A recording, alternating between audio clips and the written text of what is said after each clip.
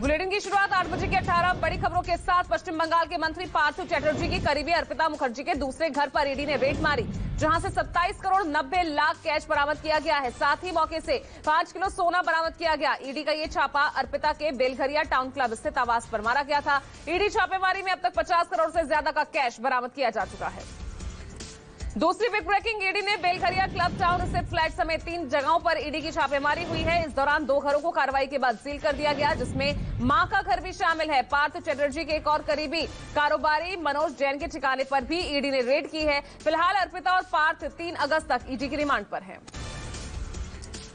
तीसरी big breaking, इसी मामले से जुड़ी हुई पश्चिम बंगाल के चर्चित शिक्षक भर्ती घोटाले के मामले की जांच में जुटी ईडी ने टीएमसी विधायक मणिक भट्टाचार्य से भी पूछताछ की है। भट्टाचार्य के कथित शिक्षक भर्ती घोटाले में शामिल होने की बात सामने आई थी। देर रात मणिक पूछताछ के बाद कोलकाता के सीजीओ कॉम्प्लेक्स से बाहर निकले। ईडी ने 22 जुलाई को भट्टाचार्य के घर की तलाशी ली थी।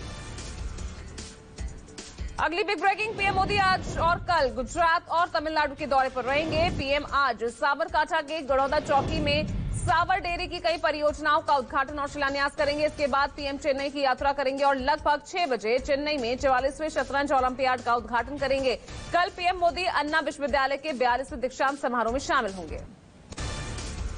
अगली बिग ब्रेकिंग, अगले सप्ताह की शुरुआत में राज्यसभा में महंगाई के मुद्दे पर चर्चा होने की संभावना है। इस संबंध में सभापति एम वेंकैया नायडू की विपक्षी नेताओं और संबंधित मंत्रियों के साथ हुई बैठक में व्यापक सहमति बनी है। दरअसल राज्यसभा से 19 सांसदों के निलंबन और मूल्य वृद्धि के मुद्दे पर विपक्ष के 10 नेताओं ने राज्यसभा सभापति वेंकैया नायडू से मुलाकात की थी।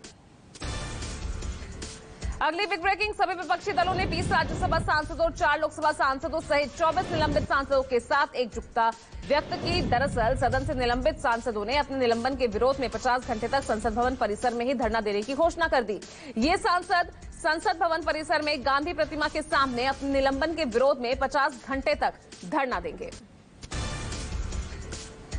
अगली बिग ब्रेकिंग, महाराष्ट्र से मंत्रिमंडल विस्तार को लेकर महाराष्ट्र के मुख्यमंत्री एकनाथ शिंदे आज दिल्ली आ सकते हैं। इससे पहले बुधवार को उनका दिल्ली आने का शेड्यूल था, लेकिन उनका दिल्ली दौरा रद्द हो गया। दरअसल 30 जून को एकनाथ शिंदे मुख्यमंत्री बने और देवेंद्र फडणवीस ने डिप्टी सीएम का पद संभाला था। अगली बिग ब्रेकिंग का रुख करते हैं। भारत के विदेश मंत्री एस जयशंकर एससीओ की बैठक में हिस्सा लेने आज उज्बेकिस्तान की 2 दिवसीय यात्रा पर जाएंगे। इस यात्रा में चीन के विदेश मंत्री वांग यी के अलावा रूस के विदेश मंत्री सरगई लावरोव भी शामिल हो सकते हैं। अटकलें हैं कि पाकिस्तान से बिलावल भुट्टो भी एससीओ बैठक में शामिल हो सकते हैं। अगली बिग ब्रेकिंग, महाराष्ट्र में उद्धव गुट की तरफ से सुप्रीम कोर्ट में एक और याचिका दाखिल की गई है, जिसमें मांग की गई है कि राहुल शिवाले और भावना गवली को लोकसभा में शिवसेना के नेता और मुख्य सचेतक के रूप में मान्यता रद्द की जाए। लोकसभा अध्यक्ष ने लोकसभा में शिवसेना के दूसरे सांसदों की ओर से किए गए अवैध अनुरोधों को स्वीकार किया है। अगली बिग ब्रेकिंग, कांग्रेस के वरिष्ठ नेता राहुल गांधी ने फेसबुक पर एक पोस्ट कर पीएम मोदी पर निशाना साधा।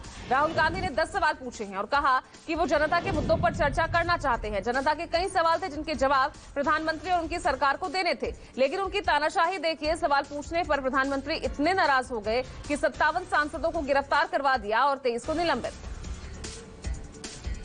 अगली बिग ब्रेकिंग, बीजेपी नेता और फिल्म स्टार मिथुन चक्रवर्ती के एक बयान से राजनीतिक हलचल तेज हो गई है। मिथुन ने कहा कि क्या आप ब्रेकिंग न्यूज सुनना चाहते हैं? इस समय 38 टीएमसी विधायकों के हमारे साथ बहुत अच्छे संबंध हैं, जिनमें से 21 सीधे हमारे संपर्क में हैं। 12वीं ब्रेकिंग, एमसीडी चुनावों से जुड़ी हुई आपको बता दें कि एमसीडी चुनावों के स्थगन को चुनौती देने वाली आम आदमी पार्टी की याचिका पर सुप्रीम कोर्ट में आज सुनवाई होगी। आम आदमी पार्टी ने राष्ट्रीय राजधानी में वार्ड्स के परिसीमन के आधार पर एमसीडी के चुनावों के स्थगन के लिए चुनौती दी थी। ये मामला justice A M Khanwilkar, justice A S Oka और जस्टिस जेबी पार्डीवाला की पीठ के सामने आया था। 13वीं बिग ब्रेकिंग, झारखंड सरकार और मुख्यमंत्री हेमंत सोरेन की 2 अलग अलग याचिकाओं पर आज सुप्रीम कोर्ट में सुनवाई होगी। दोनों याचिकाओं में उच्च न्यायालय के उस आदेश को चुनौती दी गई है, जिसमें खनन के पट्टे देने में अनियमितताओं के चलते सीएम हेमंत सोरेन के खिलाफ जांच के लिए एक जनहित याचिका को स्वीकार किया गया था। अगली बिग ब्रेकिंग, तीस्ता सीतलवाड़ और श्री कुमार की याचिकाओं पर आज गुजरात कोर्ट फैसला सुनाएगी। तीस्ता सीतलवाड़ और श्री कुमार को गुजरात दंगे में कथित तौर पर फर्जी सबूत तैयार करने का आरोप है। साथ ही निर्दोष लोगों को फंसाने की कोशिश करने का आरोप लगा है। अदालत ने पिछले हफ्ते सीतलवाड़, श्री कुमार और अभियोजन पक्ष की दलीलों को सुनने के बाद फैसला सुरक्षित रख लिया था। रुक करते हैं अगली बिग ब्रेकिंग का। जहांगीरपुरी दंगे मामले में आज कोर्ट दिल्ली पुलिस की अदालत में दाखिल चार्जशीट पर संज्ञान लेगी। पुलिस ने जहांगीरपुरी हिंसा में 14 जुलाई को चार्जशीट दाखिल की थी। चार्जशीट में तबरेज, मोहम्मद अंसार, इशफिल समेत कई आरोपियों को प्रमुख तौर पर आरोपी बनाया गया है। चार्जशीट में वीडियो, ऑडियो समेत कई तस्वीरों को भी सबूत के तौर पर कोर्ट में पेश किया गया है। 16वीं बिग ब्रेकिंग। केंद्रीय कैबिनेट की मीटिंग में सरकारी दूरसंचार कंपनी बीएसएनएल के लिए एक बड़ा ऐलान किया गया। दरअसल सरकार ने बीएसएनएल और बीबीएनएल के विलय प्रस्ताव पर अपनी मुहर लगा दी। केंद्र सरकार की कैबिनेट ने बीएसएनएल के पुनरुद्धार के लिए आपको बता दें कि 1,64,000 करोड़ रुपए के पैकेज का ऐलान किया है।